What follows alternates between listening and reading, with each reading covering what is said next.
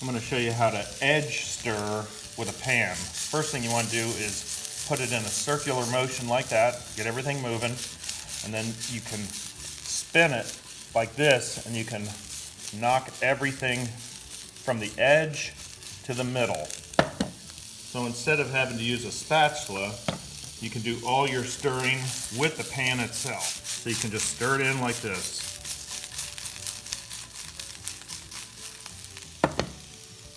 In order to do this, you have to make sure that you have plenty of oil in the pan, and you've got to have a non-stick pan.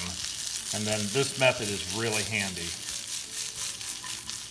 Nothing ever sticks, nothing ever burns.